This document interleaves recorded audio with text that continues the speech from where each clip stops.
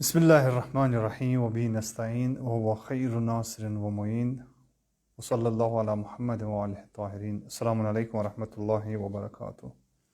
ہماری بحث درس تفسیر میں ہو رہی ہے اور تفسیر کے سلسلے میں ہم نے یہاں تک گفتگو پہنچائی تھی کہ تفسیر کی کئی سارے قسمیں ہیں اور ان میں سے 3 رائج قسمیں تفسیر قرآن کی خود قرآن کے ذریعے سے اور تفسیر قرآن کی سنت کے ذریعے سے، ان دونوں پہ ہم نے سیر حاصل بحث کی، اور آج ہم بحث کریں گے تفسیر قرآن عقل کے ذریعے سے۔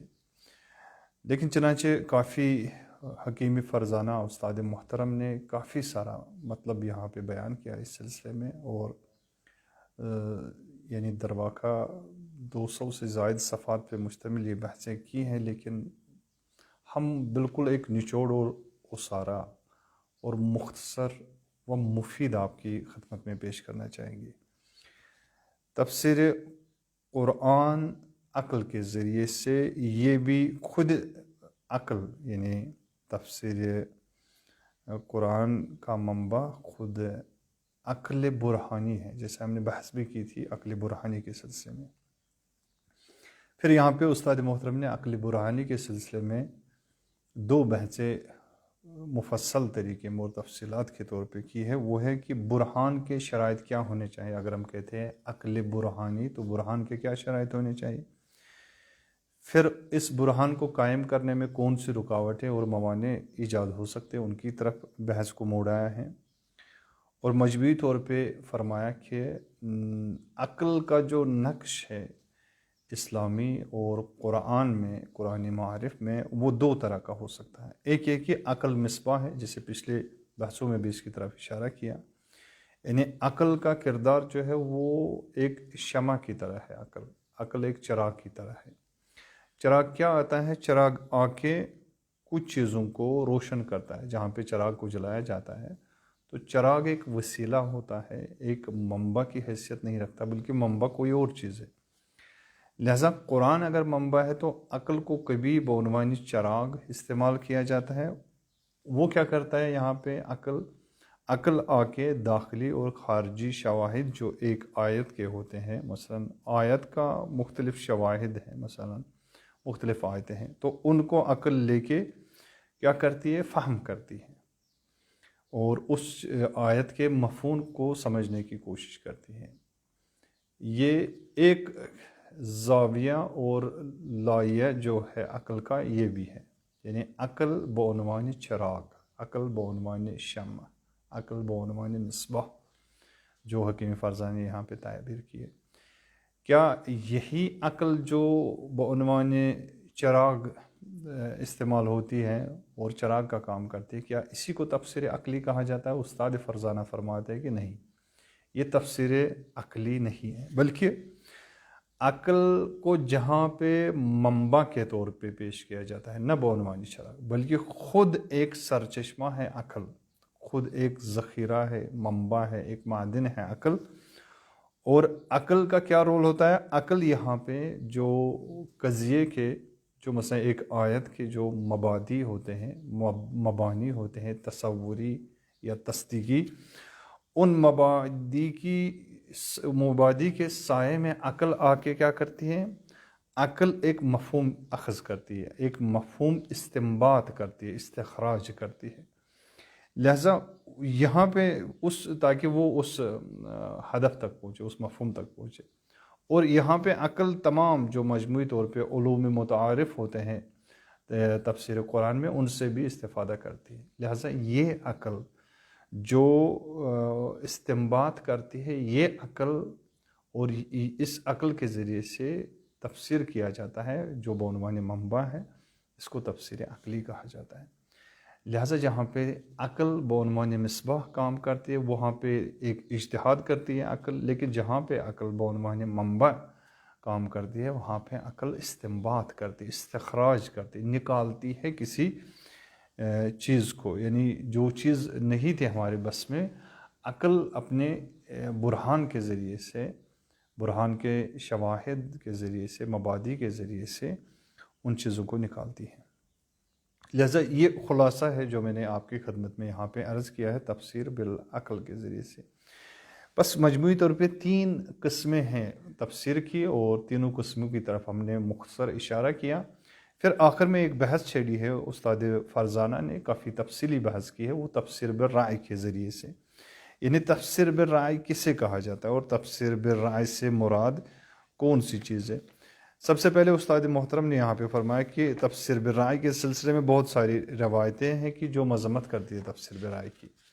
مثلا بعض روایتیں ایسی ہیں کہ جن روایت میں کہا گیا کہ جو تفسیر بالرائے کرے، اپنی رائے تھوپے قرآن کے اوپر، تو گویا وہ ایسی بات کرتا ہے جس کے پاس کوئی علم نہ ہو، یعنی گویا جاہلانہ سخن ہے وہ۔ اور کبھی اسے کہا گیا کہ وہ کافر ہے، کبھی روایت کے سائے میں اسے کہا گیا کہ وہ بی ایمان ہے، یعنی اس کا رسول اسلام پہ کوئی ایمان نہیں ہے، اور کبھی کہا گیا کہ اس کی جگہ جو ہے، اس کی جائگہ جو ہے وہ جہنم میں ہے جو تفسیر بالرائے کرے۔ اب تفسیر بالرائے سے مراد کیا ہے؟ میں ایک جملے میں اس کی تعریف عرض کروں گا۔ تفسیر بالرائے سے مراد یہ ہے کہ علمی تفسیر کے جو قواعد ہیں اور جو انسانی فضائل ہے، اگر اس کے خلاف ہم نے آیت کا مفہوم پیش کیا تو گویا وہ تفسیر بالرائے ہے، یعنی آیت کا مفہوم انسانی فضائل کے مطابق ہونا چاہیے اور قواعد جو علمی ہیں ان کے مطابق ہونا چاہیے۔ پس اگر علمی قواعد ہیں، اگر عقلی قواعد ہے، اور تین ہی چیزیں تو ہے، یا تو علمی قواعد ہیں یا تو ان کے خلاف بات کر رہا ہے، یا تو عقلی قواعد ہے، یعنی عقل برہانی کے مطابق نہیں، عقل برہانی کے اپنے کچھ قواعد ہیں، ان کے مطابق بات نہیں ہو رہی ہے، یا یہ کہ جو قرآن نے کلی خطوط بیان کیے ہیں، مفسر آ کے ان خطوط کے مخالف بات کرتا ہے۔ تو تینوں صورتوں میں اگر یہ بات کی جائے جو ان تینوں محوروں کے مخالف ہو تو یہ بات جو ہے یہ تفسیر بالرائے مانی جائے گی، اور اس کی شدیداً مذمت کی گئی ہے۔ استاد فرزانہ نے پھر یہاں پہ تفسیر رائے کی کئی قسمیں بیان کی ہیں، یعنی کبھی انسان اگر یعنی تفسیر بالرائے کی ہم بات کریں، یہاں پہ 5 قسمیں استاد محترم نے فرض کی ہے تفسیر بالرائے کی ہو سکتی ہے۔ کبھی جاہلانہ، یعنی جہل کی بنیاد پہ، یا جہل سے مراد کیا ہے؟ یعنی لا علمی، اور جاہلانہ سے مراد کیا ہے؟ جاہلانہ سے مراد ہے یعنی عقل کے خلاف، یعنی کبھی انسان علم کے خلاف بات کرتا ہے، لا علمی کے بنیاد پہ بات کرتا ہے، کبھی لا عقلی کی بنیاد کی بات کرتا ہے۔ بس جہل کی جب بات کرتے ہیں ہم تو جہل کے مقابلے میں 2 چیزیں آتی ہیں، ایک لا علمی یعنی ایک علم، ایک عقل۔ بس جہاں پہ لا علمی کی بنیاد پہ بات کرتا ہے یا جہاں پہ لا عقلی کی بنیاد پہ بات کرتا ہے، دونوں صورتوں میں یہ تفسیر بالرائے ہو جائے گی۔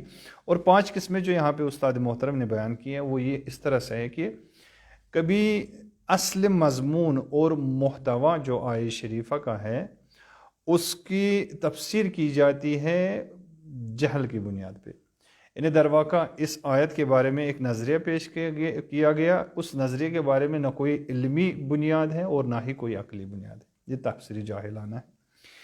کبھی جاہل ہے، مثلا اس نے بات تو کی ہے لیکن جو صاحب کلام کا مفہوم ہے، جو صاحب کلام کہنا چاہتا ہے، جو اس کا حقیقی ارادہ ہے، کبھی اس حقیقی ارادے کے مخالف بات کرتا ہے انسان، یعنی انسان کو پتہ نہیں ہوتا ہے حقیقی مراد کیا ہے صاحب کلام کا اس آیے کے ذریعے سے۔ مثلا اگر آیہ شریف ہے الرحمن علی العرش استوى، کبھی انسان آ کے لا علمی کی صورت میں بات کر دیتا ہے کہ یہاں سے مراد ظاہری طاقت نہیں ہے، لیکن مفہوم کیا ہے آیت کا اور اصلی حقیقت میں کیا چاہتا ہے، رحمان مراد کیا لیتا ہے، اور جو اللہ کی ذات ہے، جو متکلم ہے قرآن کا، وہ متکلم حقیقت میں کیا کہنا چاہتا ہے، اس کے اوپر کوئی ایویڈنس نہیں ہے، کوئی آرگومنٹ نہیں ہے۔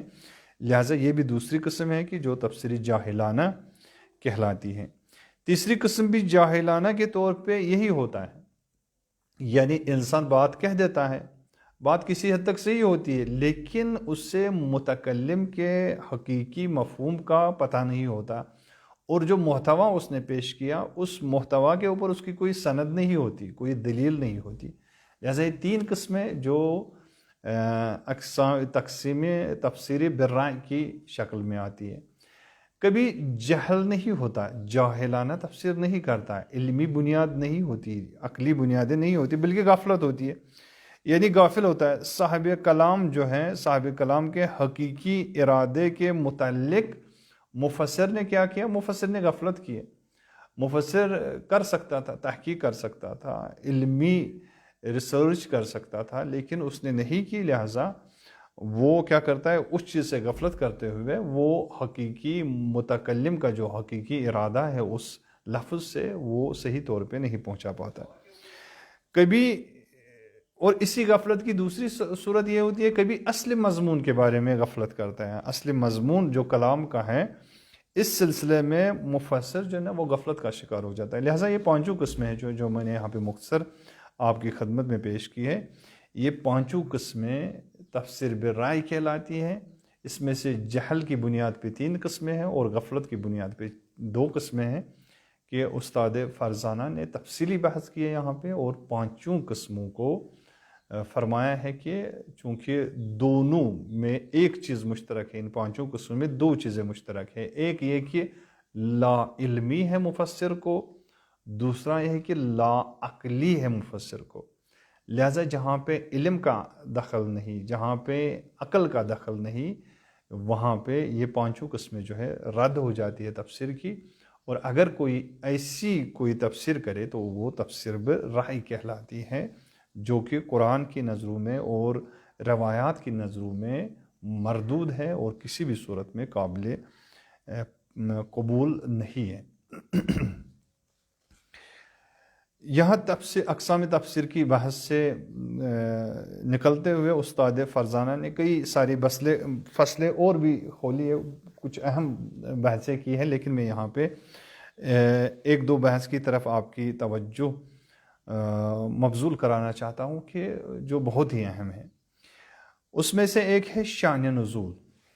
شان نزول کے بارے میں ایک مقدمہ درج کیا ہے استاد نے، لیکن استاد محترم نے شان نزول کے ساتھ 2 چیزیں اور اضافہ کی ہے جو خاص خصوصیت ہے تفسیر تسنیم کی، جو ہمیں مختلف جو گزشتہ ادوار میں تفسیریں پائی جاتی ہیں ان میں ان چیزوں کا فقدان ہے۔ استاد محترم فرماتے ہیں کہ جو گزشتہ مثلا تفسیریں لکھی گئی ہیں ان میں فقط شان نزول کو مطرح کیا جاتا ہے اور شان نزول پہ بحث کی جاتی ہے، لہٰذا شان نزول میں کیا کیا جاتا تھا؟ شان نزول میں یہ چیزیں پیش کی جاتی تھی کہ یہ بحث پیش کی جاتی تھی کہ اس آیت کے نزول کا سبب کیا ہے، کیوں یہ آیت نازل ہوئی ہے۔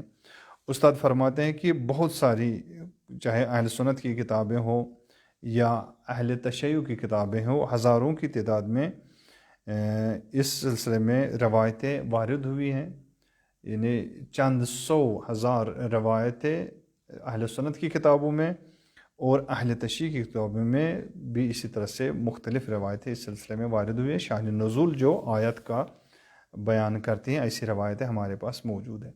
استاد فرماتے ہیں کہ گزشتہ تفاسیر میں یہ تو تھا، یعنی شان نزول بیان کیا جاتا تھا، لیکن استاد فرماتے ہیں اگر ہمیں حقیقی اور اس حقیقی مطلب تک پہنچنے کی تلاش کرنی ہے، پہنچنے کے لیے تلاش کرنی ہے، اور ہم چاہتے ہیں کہ واقعی معنوں میں جو صحیح پیغام ہے آیت کا اس کو سمجھے، تو ہمیں اور 2 چیزوں کا اضافہ کرنا ہوگا شان نزول کے ساتھ ساتھ۔ شان نزول کے ساتھ ہمیں فضائے نزول اور جو نزول، یعنی جو اصطلاح استاد محترم نے یہاں پہ استعمال کیے، میں اسی اصطلاح کو استعمال کر رہا ہوں۔ شان نزول فرماتے ہیں کہ شان نزول یعنی سبب نزول، کسی ایک آیت کا یا چند آیتوں کو ایک ساتھ دیکھا جاتا ہے، یا ایک آیت کو دیکھا گیا ہے اس میں ملاحظہ کیا جاتا ہے، یا چند آیتوں کو ایک ساتھ ملاحظہ کرتا ہے مفسر۔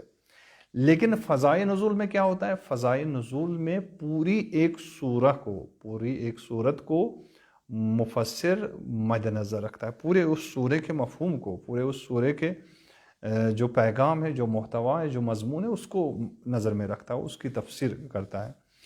اور جو نزول سے مراد کیا ہے؟ جو نزول میں صرف ایک آیت کو یا ایک سورت کو نظر میں نہیں رکھا جاتا ہے، بلکہ پورے قرآن کو نظر میں رکھا جاتا ہے۔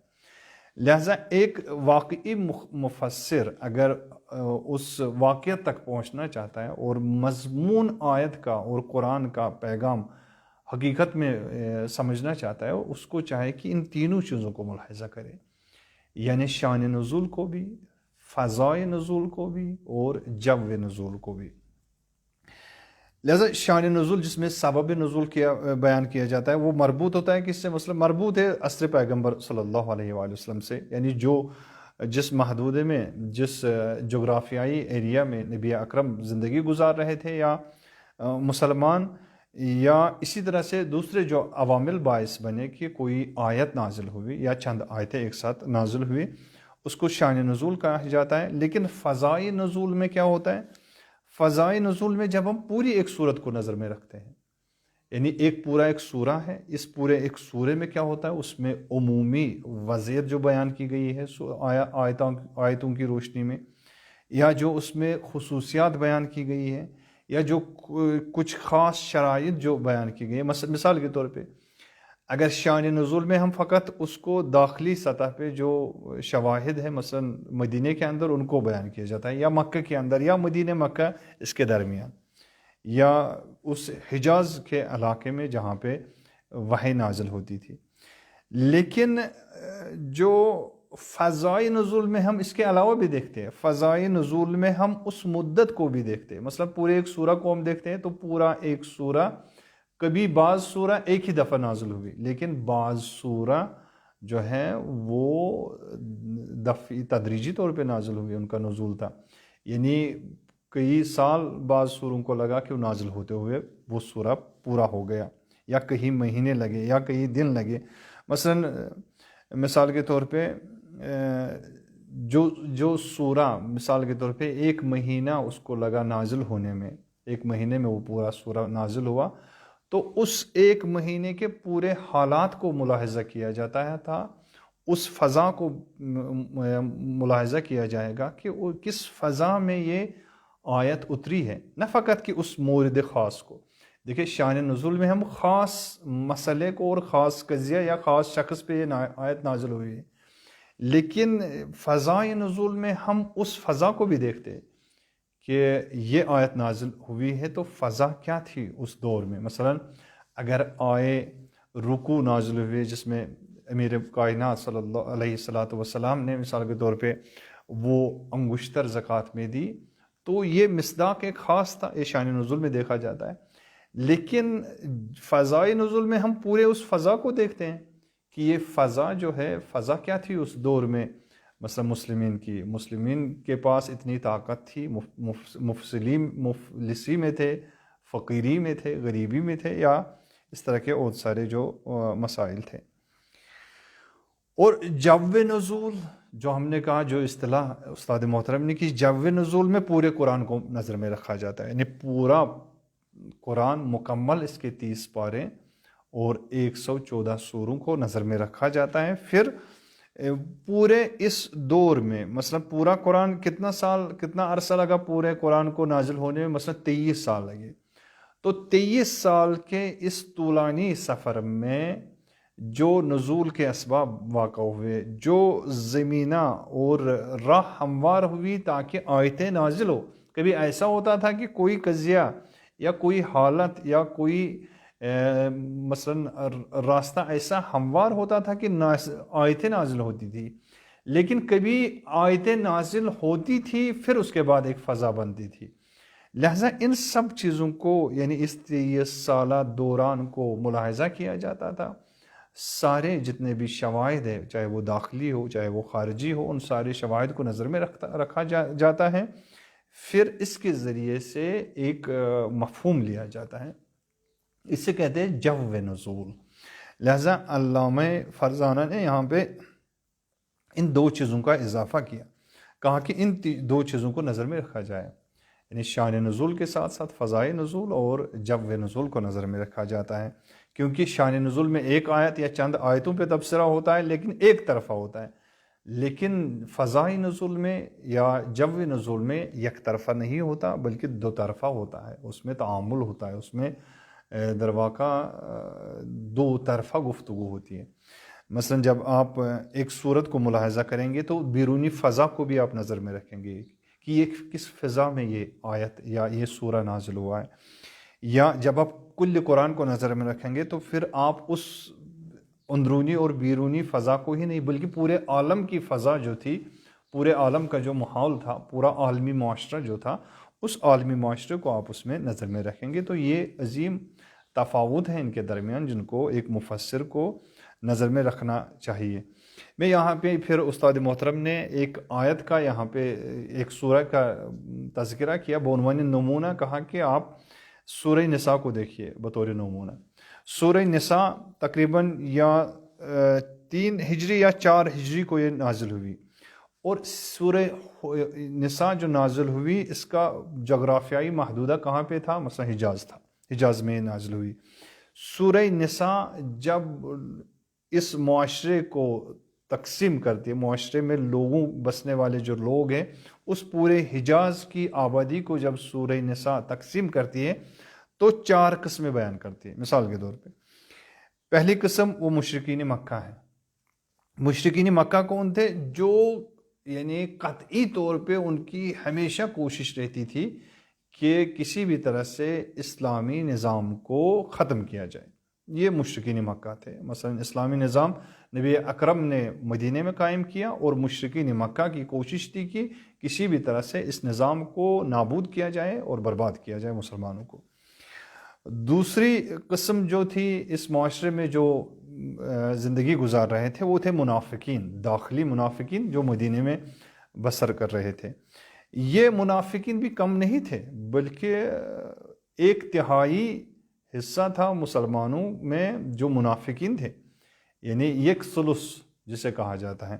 تو 1/3 حصہ جو مسلمانوں میں منافقین کا رول کرتا تھا. ان کا کام کیا ہوتا تھا؟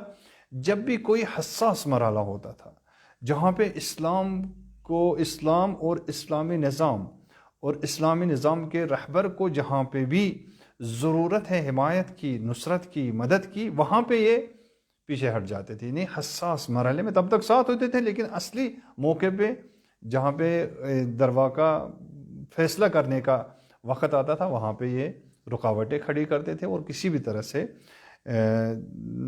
درواقہ یہ نقصان پہنچانے کی کوشش کرتے تھے. جس طرح سے جنگ بدر میں جو تعداد مسلمانوں کی تھی اس تعداد میں جو منافقین نے رول کیا تو 1/3 منافقین واپس چلے گئے جنگ بدر میں کہ جن کی تعداد اچھی خاصی تھی.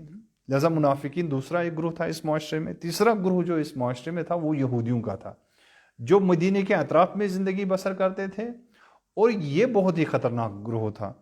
ان کا کام کیا ہوتا تھا؟